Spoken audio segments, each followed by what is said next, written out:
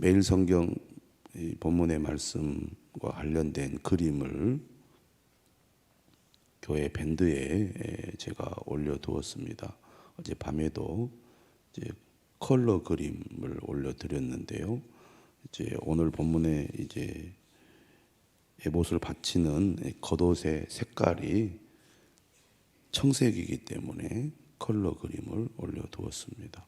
여러분들이 보시고 그림과 본문을 비교해서 보신다면 이해하는데 조금이나마 도움이 되리라고 봅니다.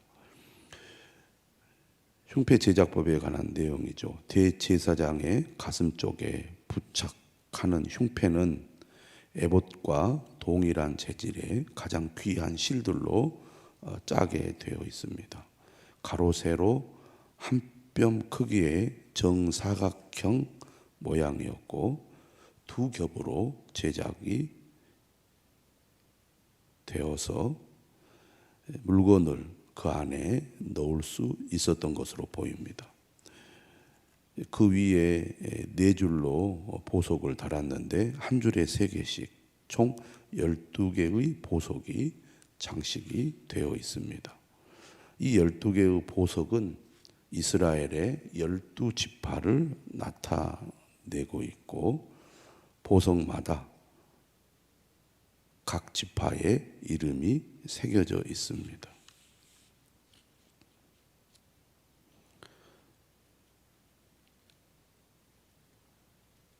이 흉패를 이제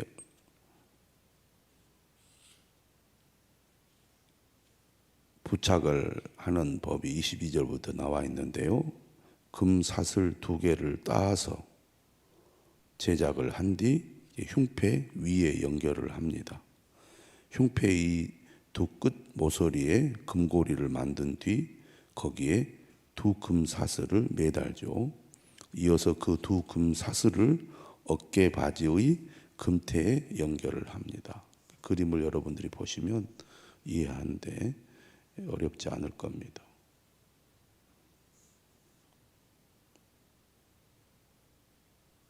그리고 다른 2개의 금고리를 제작해서 어깨 바지 아래쪽에 위치한 허리띠에 매달게 되어 있습니다. 뒤이어 청색 끈으로 그 아래쪽 양쪽 고리들을 각각 연결을 하죠. 그리하여 흉패는 위쪽으로 어깨바지의 금태에 금 사슬로 연결을 하고 아래쪽으로는 허리띠에 청색 끈으로 연결을 합니다. 이렇게 해서 에봇과 흉패는 하나의 세트가 되죠. 마치 앞치마 같은 에봇에 흉패를 부착을 해서 에봇의 흉패가 붙어 있는 것처럼 그렇게 보입니다. 그렇다면 흉패의 기능이 뭐냐? 15절 말씀 시작하면서부터 이 이름을 판결 흉패 이렇게 명명을 했는데요. 12지파의 이름이 새겨진 이 보석 흉패는 하나님 앞에 영원한 기념으로 삼기 위해 가슴에 붙였습니다.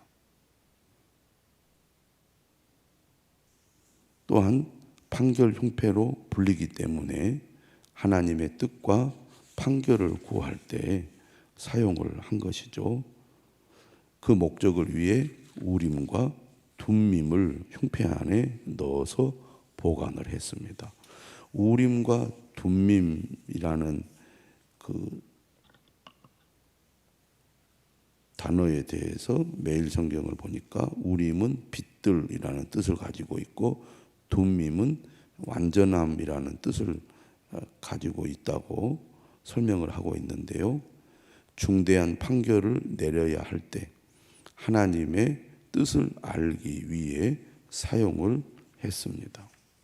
구체적으로 우림과 둠밈이 어떻게 생겼는지 또 어떻게 사용했는지 구체적인 것은 알 수가 없습니다. 다만 대제사장이 제사장의 의복을 갖추고 하나님 앞에 나아갈 때 항상 이 판결 흉패 안에 우림과 둠밈을 넣어서 하나님 앞에 나아갔다는 겁니다. 다시 말하면 제사장은 하나님 앞에 나아갈 때 항상 하나님의 뜻을 구하는 그러한 마음가짐으로 나아갔다는 것이죠. 하나님의 뜻이 무엇입니까? 하나님의 뜻을 알려주십시오. 이런 마음으로 하나님 앞에 나아갔다는 얘기죠. 그래서 아마 이 중요한 하나님의 뜻을 판결을 할 때 그 뜻이 분명하지 않고 알 수 없을 때는 이 우림과 둠밈을 사용해서 하나님의 뜻을 정했던 것 같습니다. 그래서 이제 제사장이 이 판결 흉패 안에 이제 손을 넣어서 아마 둘 중에 하나를 꺼내 가지고 이쪽인지 저쪽인지 이것인지 저것인지 하나님의 뜻을 아마 제비뽑기 하듯이 선택하지 않았는가 그렇게 추측을 해보는데요. 구약 성경 말씀 전체를 볼 때 우림과 둠밈을 사용하는 신뢰가 거의 없기 때문에 구체적으로 알 수는 없지만 중요한 것은 하나님의 뜻을 묻는 것, 이것이 제사장이 가져야 할 중요한 자세였다는 것이죠. 그리고 우림과 둠밈은 하나님만이 우리의 참된 판결자이시라는 것을 보여주는 매우 상징적인 것이라고 할 수가 있겠습니다. 뿐만 아니라 판결 흉패가 12개의 보석으로 이루어져 있고, 물론 그 보석들이 구체적으로 어떤 보석인지 또한 자세히 알 수 없지만 보석 하나에 한 지파의 이름을 새겨 넣게 했다는 것은 하나님께서 그의 백성들을 보석처럼 귀하게 여겼다는 것을 의미하는 것이라고 하겠습니다. 실제로 그들이 보석처럼 가치 있는 존재였느냐 이렇게 묻는다면 쉽게 대답하기가 어렵겠죠. 이스라엘 백성들이 애굽에서 나와서 광야에 들어오는 이 과정들을 살펴보면 하나님 보시기에 보석같이 아름답고 귀한 존재인가 그렇게 생각하기가 쉽지 않지 않겠습니까? 늘 불평하고 원망하고 반항하고 불신앙적인 그런 모습들을 많이 보여왔는데 하나님은 그가 언약을 맺은 그의 백성을 그들의 행위보다는 그들과의 언약 관계를 더 중요하게 여겼던 것 같아요. 나의 언약의 백성이기 때문에 너희 한 지파 한 지파 한 사람 한 사람 나에게는 보석과 같은 존재다. 하나님께서 그렇게 보셨던 것 같습니다.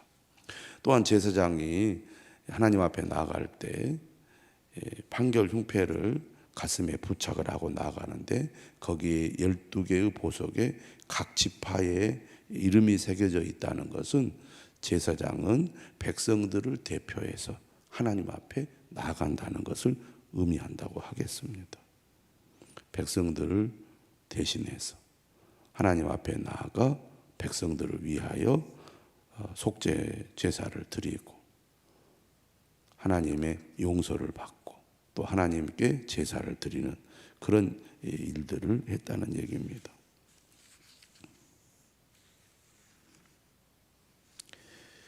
그리고 이제 31절부터 35절까지는 에봇을 바치는 겉옷에 대해서 말씀하고 있는데 이 에봇을 바치는 겉옷은 청색으로 되어 있습니다. 제가 어젯밤에 올려놓은 밴드에 대제사장 의복을 보면 예복을 보면 청색으로 되어 있습니다. 에봇을 받쳐주는 것이죠. 그래서 여러분들이 그 청색 옷을 확인할 수 있을 것입니다. 거기 보면 아래쪽에 석류를 수놓고 또 많은 금방울을 달았습니다. 거기 보니까 어떻게 되어 있냐면 그 옷 가장자리로 돌아가며 청색, 자색, 홍색 실로 석류를 수놓고 금방울을 간격을 두어 달아라, 이렇게 하나님께서 말씀을 하셨잖아요. 그래서 금방울, 석류, 금방울, 석류 이렇게 번갈아 가면서 이 가장자리에 달게 했습니다. 그래서 35절에 보면 아론이 입고 여호와를 섬기러 성소에 들어갈 때와 성소에서 나올 때 그 소리가 들릴 것이라. 평소에는 이제 성소에 들어가고 1년에 한 번은 지성소에 들어가죠.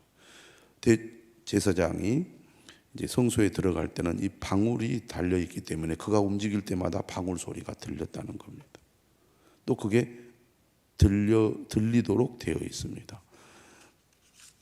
제사장이 이제 성소에 들어가서 하나님을 섬기는 일을 할 때 방울 소리가 들림으로써 제사장이 하나님을 섬기는 일을 하고 있구나를 알 수가 있었을 것입니다. 또 이 방울 소리가 들린다는 것은 그가 그만큼 중요한 직분이면서 또 어떤 면에서는 두렵고 떨리는 직분이라는 겁니다. 왜? 하나님 앞에 나아가는 거니까. 제사장 역시 똑같은 인간인데 백성들을 대신해서 하나님 앞에 나아가는 거잖아요.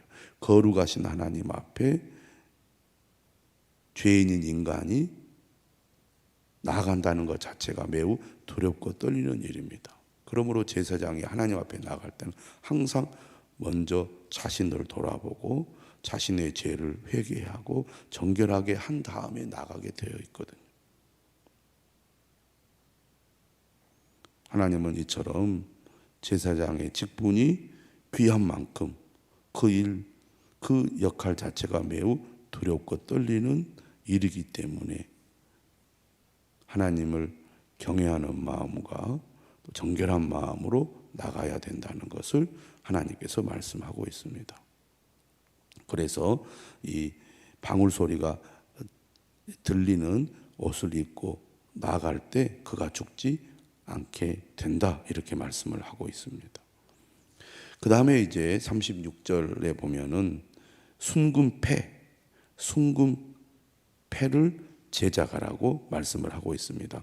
순금으로 패를 만들어 도장을 새기는 법으로 그 위에 글을 새기라고 하는데, 무엇을 새기라고 하냐면 여호와께 성결이라는 단어를 그 패에 새겨서 청색 끈으로 머리에 쓰는 겁니다. 관 위에 매대, 관 전면에 있게 하라. 여러분들은 이제 제사장 그림을 보시면 이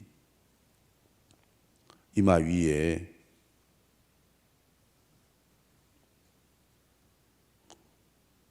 순금 패의 모양을 볼 수 있습니다. 이 패를 아론의 이마에 두어 그가 이스라엘 자손이 거룩하게 드리는 성물과 관련된 죄책을 담당하게 하라. 그 패가 아론의 이마에 늘 있으므로 그 성물을 여호와께서 받으시게 되리라.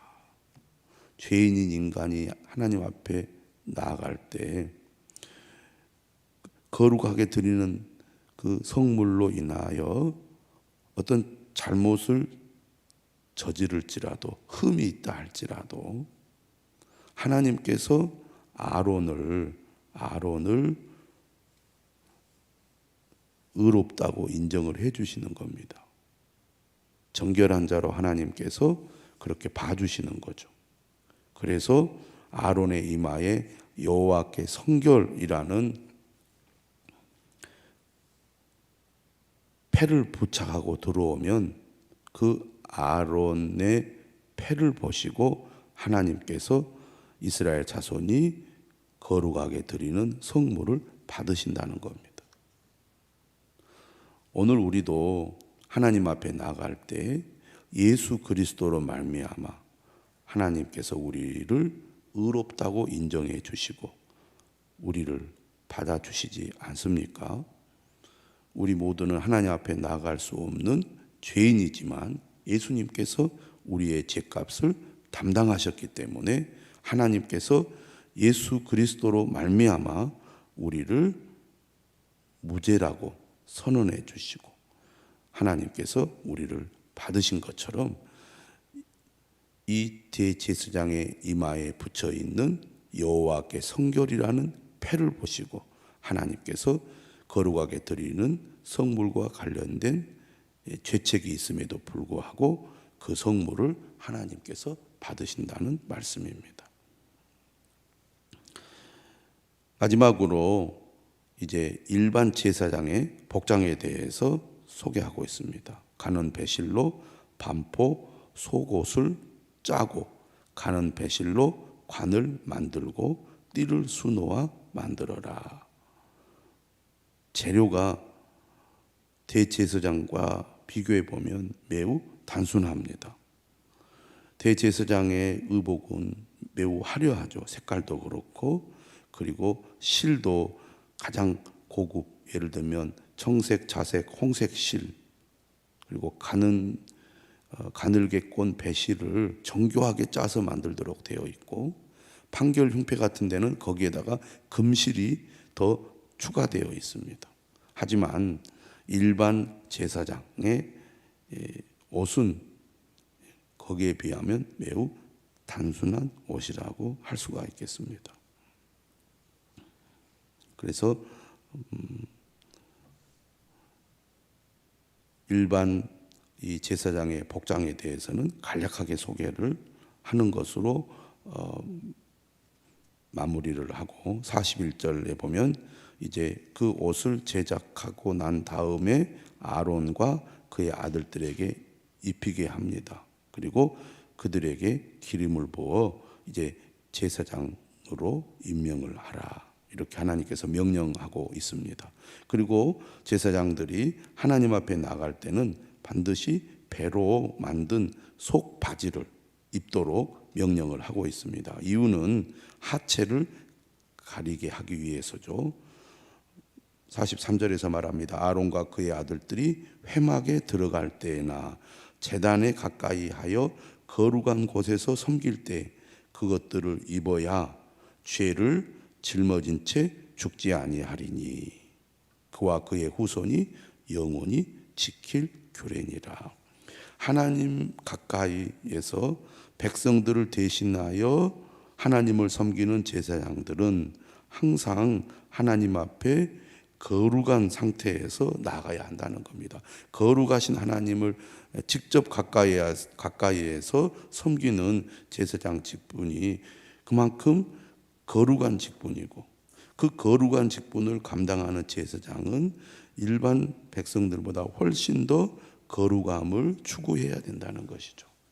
오늘 우리는 하나님 앞에 왕 같은 제사장이지 않습니까? 하나님의 은혜를 받고 특별한 존재로 하나님께서 우리를 세우셨는데 이것은 한편으로는 특권이면서도 또 한편으로는 우리가 매우 두려운 마음으로 거룩함을 우리가 유지할 수 있도록 힘써야 된다는 것을 배울 수가 있습니다. 오늘 말씀 판결 흉패에 대해서 주로 말씀을 드렸고 에봇을 바치는 거독과 순금에 대한 말씀을 드렸는데 하나님은 어떤 분이신가? 그의 백성들을 보석처럼 귀하게 여기시는 하나님이시다. 그리고 하나님 앞에 나아갈 때는 늘 하나님의 뜻이 무엇인지를 묻는 그런 자세로 하나님 앞에 나가야 한다는 것을 오늘 말씀을 통해서 배웠습니다. 우리 모두도 하나님 앞에 이런 마음으로 가까이 나아가 하나님이 우리를 얼마나 귀하게 여기시는지 또 우리가 하나님 앞에 나갈 때 늘 하나님의 뜻을 묻고 하나님의 뜻을 뜻이 무엇인지 우리가 하나님의 말씀에 귀를 기울이는 그런 주의 백성으로 하나님 앞에 나가야 할 것입니다. 우리 모두 오늘 하나님께서 우리의 죄를 용서해 주시고 우리를 정결케 하시고 또 우리를 새롭게 하시는 은혜를 누리시기를 주님의 이름으로 축원합니다. 기도하겠습니다. 하나님